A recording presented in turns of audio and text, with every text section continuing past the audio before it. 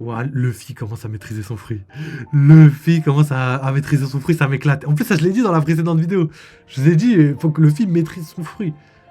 Qu'il puisse utiliser, par exemple, le changement d'environnement, tu vois, à son avantage. Donc, on connaît rien des éveils. On a, par exemple, les éveils des paramécias qui sont censés modifier l'environnement, mais Luffy est capable de faire la même chose alors que c'est pas un paramécia. Et l'eau, par exemple, lui, limite, il peut déjà, avant l'éveil, pouvoir modifier son environnement. Par exemple, Shiki, pour moi, il est pas mort. J'aimerais pas qu'il revienne en mode zombie. On a H d'argent aussi, on l'a jamais vu. Oda l'a introduit et il est encore vivant. Il a-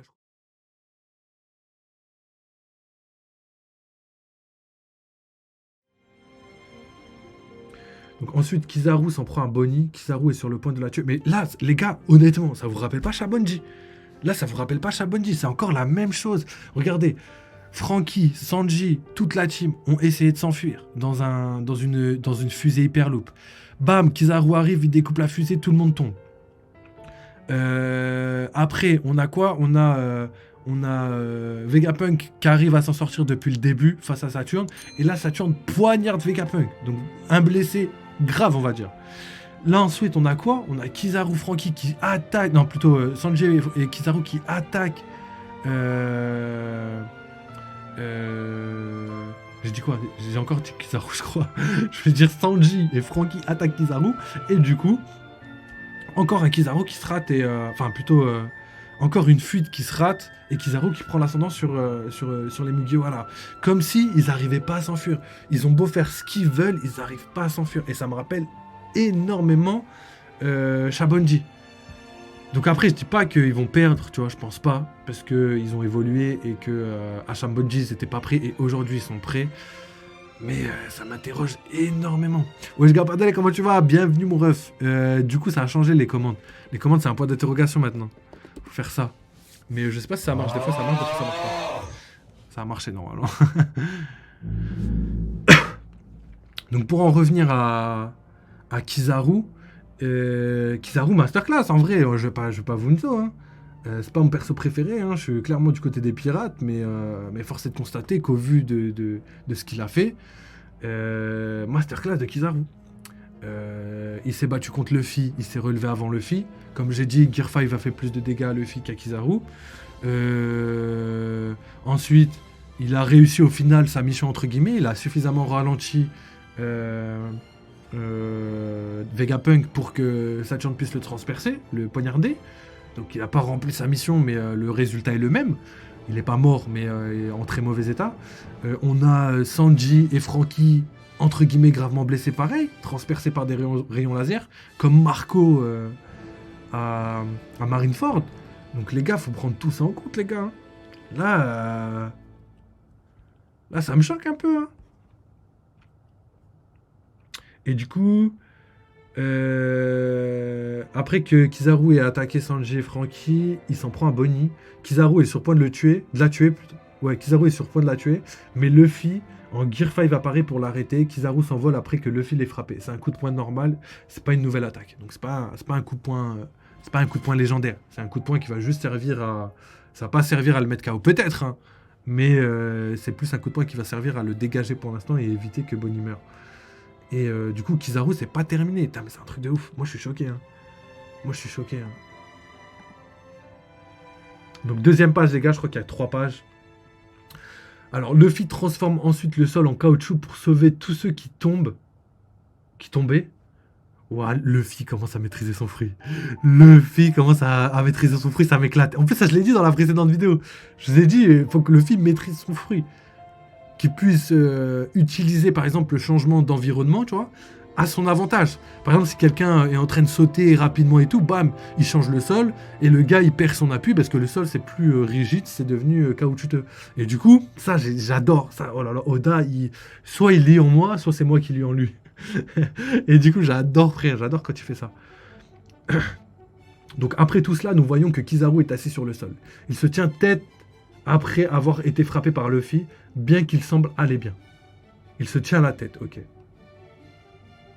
Il semble aller bien, mais il se tient la tête en mode de wesh, encore une patate. casse les couilles, tu vois, ça commence à me faire mal, tu vois. Mais il est pas KO. Heureusement. Enfin, heureusement. Heureusement, mais... On aimerait qu'il soit KO, mais heureusement qu'il se fait pas battre vite fait que en mode moyen, tu vois ce que je veux dire. Alors... Bah écoute, Gapadele, tout va bien, on est là, hein, donc je vais répondre à vos messages. J'ai fait un perso OP, Gapadele, tu veux que je te fasse fracasser le gros can à Kainu? Je suis chaud. Au calme, bah écoute, ça dit quoi toi? Nous ça va mon ref, hein. On est là, hein. Donc la suite les gars. Donc Kizaru toujours debout, bordel. Kizaru toujours debout, il veut pas se faire coucher. Alors Bonnet court toujours aider Vegapunk, qui lui révèle que Luffy est Nika enfin. Je pensais qu'elle avait capté quand même dans le flashback de son daron. Son daron a quand même dit je crois en toi, t'es mon sauveur, je t'observe toute ma vie, je vais passer je vais être là en mode je vais t'observer et au final...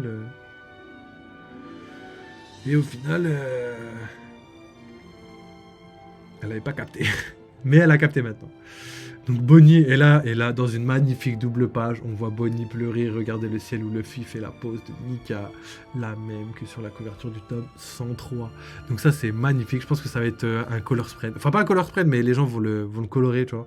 Ils vont prendre cette image, ils vont la colorer, ils vont la mettre dans toutes les miniatures, parce que ça va être une image légendaire. En tout cas j'adore. J'adore ce qui se passe. Luffy est magnifique et il fait le taf. Et c'est tout ce qu'on lui demande. Ensuite, Vegapunk. Vous n'aviez donc pas remarqué, mais je ne l'aurais pas cru non plus si je l'avais pas vu de mes propres yeux.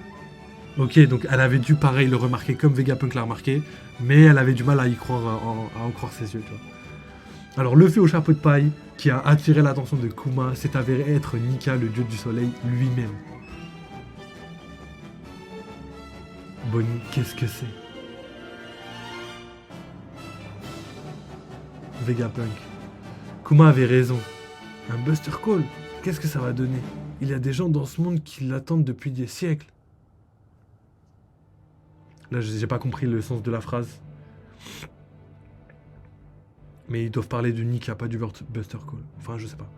Nous voyons également le robot de l'Antiquité commencer à bouger un peu grâce au battement de cœur de Luffy. Ça, c'est un truc de malade mental. Je suis refait.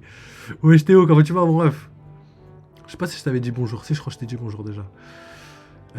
Après Kizaru est bon défensivement, mais c'est en attaque que Kizaru est pas très puissant. Ouais, c'est vrai. Franchement, moi, là, c'est ce que j'ai remarqué de ouf. Il est très fort en vitesse, je crois que c'est son point fort le plus haut. Il a une bonne défense, et en attaque, bah, pour l'instant, moyen. Moyen. Après, il a quand même transpercé Sanji et trucs, mais après, est-ce que c'est lui qui se restreint parce qu'il veut pas blesser les gens qu'il aime? Parce que pour l'instant, il a tué personne. Hein. Même s'il a voulu tuer plusieurs fois Bonnie, enfin au moins une fois et plusieurs fois Vegapunk, il a fait 0 dégâts. Il a fait 0 dégâts. Donc on peut faire croire, enfin, on peut encore penser, je dis bien on peut encore penser, parce qu'on peut que le penser, que Kizaru a une espèce de double mission où dans son cœur il veut pas les tuer, mais qu'il est obligé d'exécuter les ordres, et qu'il fait tout pour prendre son temps en mode nonchalant, détente, pour que justement il puisse s'enfuir tranquillement, tu vois. Donc à voir. Alors, offensivement, comme Marco, c'est pas ouf. Après, Marco, lui, il est vraiment fort défensivement. Il a une défense de malade mental. Et moi, je pense que Kizaru, il a une vitesse de malade mental, autant que Marco, par exemple. Après, à voir. Ça, c'est pas une certitude, les gars. Ça, c'est pas une certitude. Faut le voir, hein. Parce que tout va dépendre de s'il éveille son fruit, etc., etc., tu vois. Parce que je pense que s'il éveille son fruit, il y aura un power-up de puissance légendaire. Là, il y a des gens qui me disent il a éveillé son fruit. Mais bon, frère, on n'a jamais vu des logas éveillés. C'est quoi la différence entre lui normal et lui éveillé? Je veux dire, là, qu'est-ce qu'il a fait de plus qu'à Marineford, tu vois? Ok, il a fait des clones. Super, des clones de lumière qui se sont tous fait one-shot avec une seule attaque. Pour moi, c'est pas un éveil. Donc, et comme je vous l'ai dit, l'éveil des logas, c'est le seul éveil qu'on n'a pas vu. Donc forcément, je pense que quand on va voir l'éveil des logas, Oda va mettre l'accent dessus, tu vois. Et en plus, on connaît rien des éveils, concrètement. On connaît rien des éveils. On a par exemple les éveils des paraméciens qui sont censés modifier l'environnement, mais Luffy est capable de faire la même chose alors que c'est pas un paramécien. Et Law, par exemple, lui, limite, il peut déjà, avant l'éveil, pouvoir modifier son environnement. Mais après, il modifie. J'avais fait une théorie là-dessus. Genre, il modifie son épée, il peut la faire s'agrandir. C'est-à-dire qu'il peut modifier la matière même. Tu vois, parce qu'avant, il pouvait modifier l'environnement en mode il peut déplacer, coller, tout comme il veut, tu vois. Sauf que là, avec son éveil, pour moi, il peut modifier la structure même des éléments, tu vois. Il peut agrandir une lame, il peut, je sais pas, il prend un caillou, il peut le faire grossir, le rapetissir, il peut le compresser, je sais pas, tu vois. Pour moi, c'est ça son éveil. Et du coup, ça ressemble moins à un éveil de paramécia lambda. Donc, à prendre en compte. Et l'éveil des Logas, on connaît rien, frère. Et l'éveil des Zoan mythiques aussi, on connaît rien, en vrai. Donc, à voir. Continuons, les gars, continuons.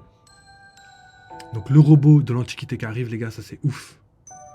Nous passons devant le côté nord-est de l'île d'Egghead. La marine signale qu'un navire incroyablement grand s'approche de l'île. C'est eux. Aucun doute là-dessus. Mais je croyais qu'ils s'étaient dissous il y a 100 ans. Ah, ok. Ok. Ça y est, l'équipage des géants se sont reformés, les gars. L'équipage des géants se sont reformés. Ça, c'est ouf. Ça, c'est ouf. Ça, je suis trop croque. D'ailleurs, ça me fait penser que j'ai théorisé il y a très longtemps le fait que les Rox allaient se reformer. Genre, toutes les personnes qui ont été dans les Rox allaient se reformer. À part je sais pas, tu vois, Nyon, par exemple, de Amazon Lily, elle va pas venir, tu vois. Mais je sais pas, je vois bien Shiki le Londor revenir. Je vois bien, je sais pas, Big Mom. Big Mom, on avait dit qu'elle était pas morte, tu vois. C'est elle-même qui l'a dit. Elle a dit, ouais, croyez pas que ça va suffire pour me tuer. Je vais revenir, et quand je vais revenir, vous allez le regretter. Kaido, pareil. On avait dit, comme quoi son chara design, il avait perdu une corne. Donc, s'il avait perdu une corne et que l'auteur a modifié son chara design, donc potentiellement il va revenir.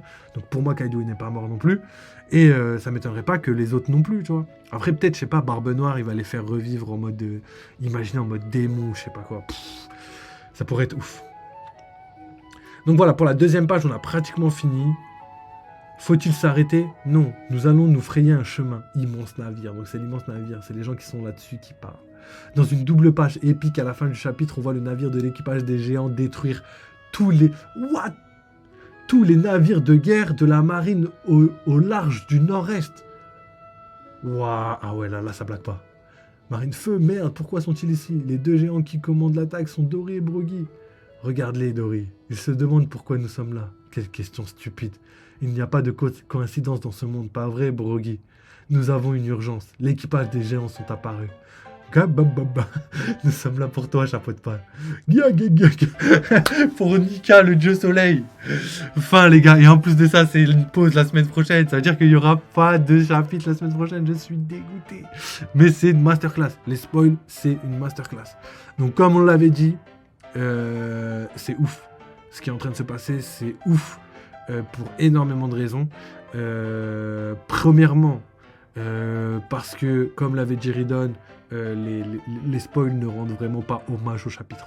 Là, on a vraiment un gros chapitre. Oda sait faire les choses. Quand il prend une pause, il sait qu'il doit envoyer un gros chapitre pour nous faire patienter. Et franchement, il fait vraiment bien le taf. Franchement, je suis content. Alors, pour répondre à Capadre, par contre, Sanji, c'est beaucoup de défense et de vitesse. C'est vrai. Zoro, c'est un tank. Ouais, Zoro, c'est un tank, mais surtout attaque.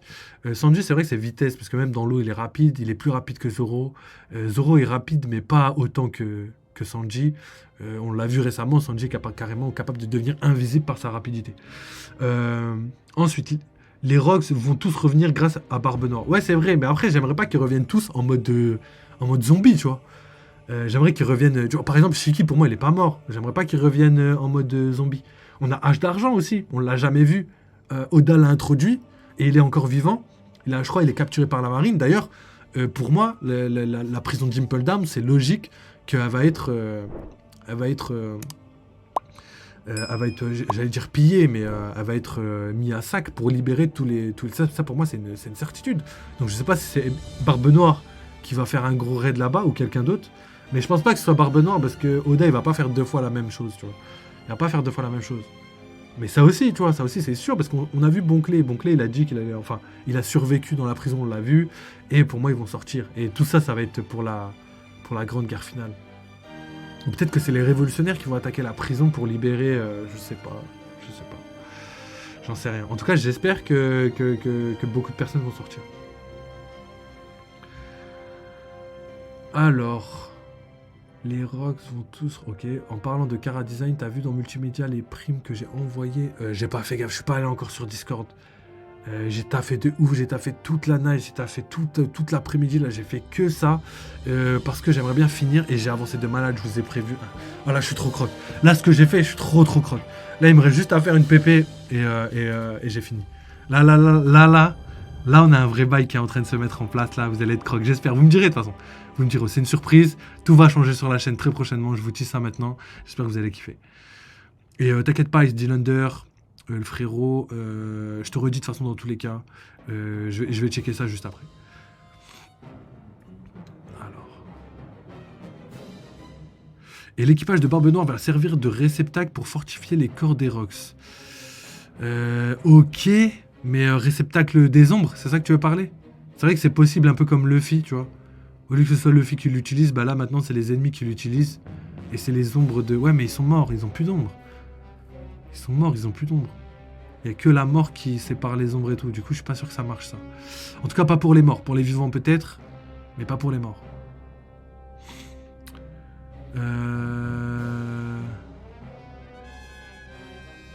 J'ai fait une théorie il y a 2 ans. Et plus le temps passe, plus ça devient réel. Mais comme on n'a pas de visibilité, on n'en veut pas, il n'y a pas de preuves à part nos posts Discord. Mais bon, les gens sont fébriles quand on leur sort les choses. Et malheureusement, c'est les gros youtubeurs qui prennent le crédit parce qu'ils ont posé les théories des vrais fans MDR. On connaît bien le One Piece Game depuis 15 ans. Oui et non. Moi, je veux pas jeter la pierre aux gros youtubeurs.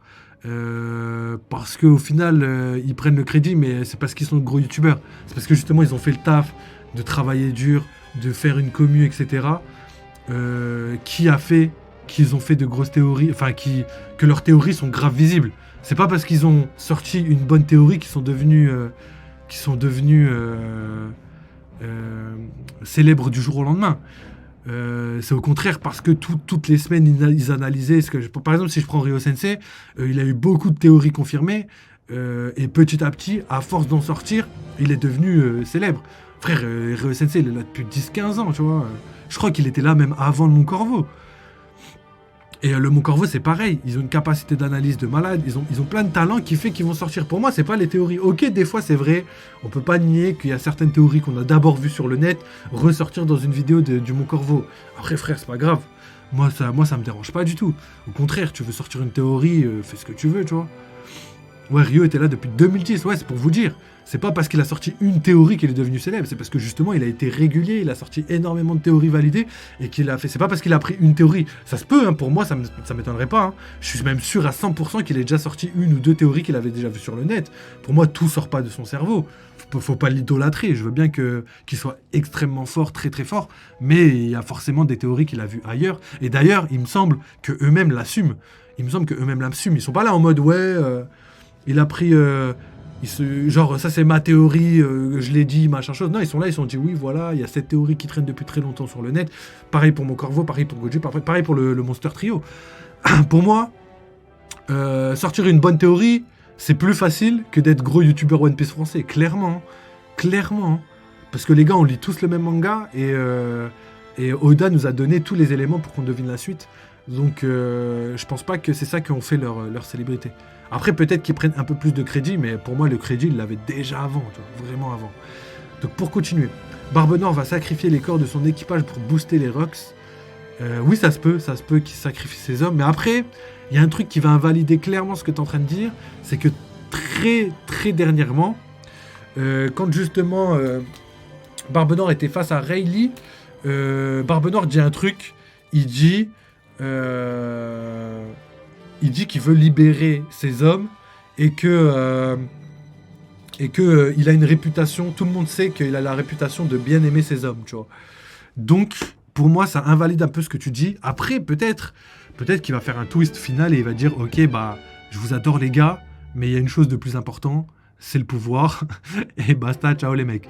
Mais pour l'instant, force est de croire que si cette phrase a été mise en place, C'est pour dire que Barbe Noire est peut-être mauvais, mais il est bon avec son équipage, pour l'instant. Je dis bien pour l'instant. Alors, on peut pas critiquer le travail des gens, c'est pas leur faute si t'as pas de visibilité. Ouais, c'est vrai, hein. C'est vrai, hein. Même nous, sur la chaîne, les gars, on fait des théories de malade mental.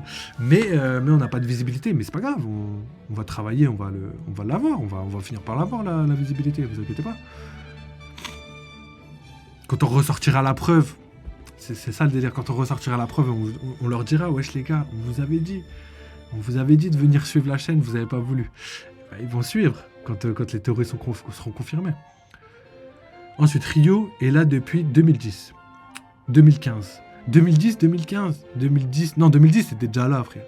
Pas 2015. Je le regardais bien avant 2015, Rio. C'est juste que ces vidéos datent de 2015 parce qu'elle a supprimé les premières vidéos. D'ailleurs, pourquoi t'as fait ça, Rio Sensei? Question. Est-ce qu'il a supprimé parce qu'il voulait enlever toutes ces théories pas validées ou des trucs comme ça? J'en sais rien. Mais je sais qu'il a supprimé énormément de vidéos. Je suis dégoûté parce que je voulais retrouver certaines vidéos et je les ai pas. Donc voilà. Si, faut l'idolâtrer. Non, y a rien de plus nul que d'idolâtrer quelqu'un parce qu'après, il te dit quelqu'un, tu bois ses paroles et t'as plus d'arguments en fait. T'es là, tu bois ses paroles et quand il se trompe, tu restes bouche bée, tu bégayes. Tu fais comme moi là maintenant, tu bégayes. Alors, c'est les premiers à parler de théorie d'internet. C'est le jeu. Je pense pas que c'est le premier non plus. Je pense que ça vient des States et même du Japon. Hein. Je pense qu'au Japon, déjà, ça devait exister. Mais oui, ça fait partie des premiers. Alors, il peut pas se permettre de perdre des réceptacles. Barbe Noire est le fils de Xebec. Il va ressusciter son daron et être second au-dessus de Kaido et Big Mom. Ouah, je pense pas. Que Xebec revienne, c'est une possibilité. Mais de là à dire qu'il sera second... Non, pour moi, Barbe Noire, comme je vous l'ai dit, la construction de Barbe Noire, elle a été faite en sorte qu'il soit important dans l'histoire. D'ailleurs, j'ai du mal à pas comprendre les gens qui veulent pas que ce soit lui l'antagoniste final. En fait, Barbe Noire, à chaque fois qu'il apparaît, il fait une dinguerie. Il se bat contre Ace, il goome Ace, on le savait pas. Il arrive à Marineford, enfin il va à la prison, il libère que des personnes plus de 100 millions. Il va à Marineford, il pique il tue Barbe Blanche et pique son fruit. Il va à la ruche, il récupère la ruche en battant un ancien membre des Rocks. Frère, à chaque fois qu'il fait quelque chose, gros, c'est une masterclass. Il récupère Vala les fruits, chasseur de fruits, etc., etc. Non, franchement, pour moi, Barbe Noire, il a les épaules pour devenir le méchant final. Xebec, pour moi, ce sera limite lui le second, tu vois. Ce sera juste un atout, on va dire. Ça va être un atout, soit du gouvernement mondial, soit de Barbe Noire. Mais franchement, je pense plus que ce soit le gouvernement mondial que le Barbe Noire. Ensuite, en un an, on a plus de théories confirmées que le Mont Garfo en 2023.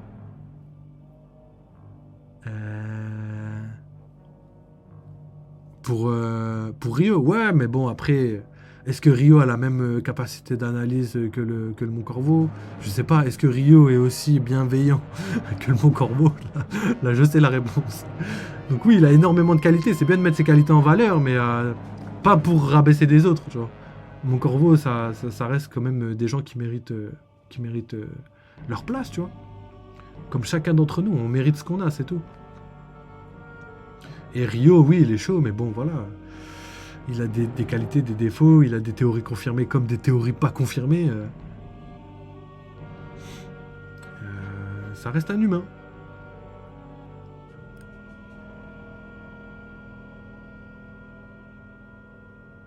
« 2015 pour One Piece. » Et non, Rio, c'est pas possible que... En 2015, j'avais déjà arrêté les études et je me rappelle qu'après les cours, j'allais regarder ses vidéos. Donc 2015, c'est pas possible pour Rio. Peut-être il a changé de chaîne, peut-être il a... Regarde les autres chaînes. Parce que vu qu'il a plein de chaînes, ça se trouve, il a renommé certaines chaînes, il en a mis d'autres à droite, à gauche, machin chose, pour que justement, il se concentre. Par exemple, si ça se trouve... ouais, Rio Sensei TV ou je sais pas quoi, c'était une chaîne à l'ancienne ou je sais pas quoi. Mais ce qui est sûr et certain, c'est qu'il était là avant. Peut-être il a refait une chaîne entre-temps et tout. Mais moi, je me rappelle de regarder juste après les cours. Et j'ai arrêté l'école en 2014. Donc...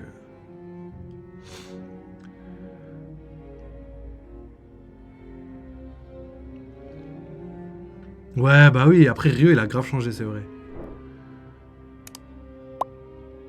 Ah, du coup, j'avais pas vu. Salut à toi, P4SK00. Bonsoir, mon ref. Bienvenue à toi.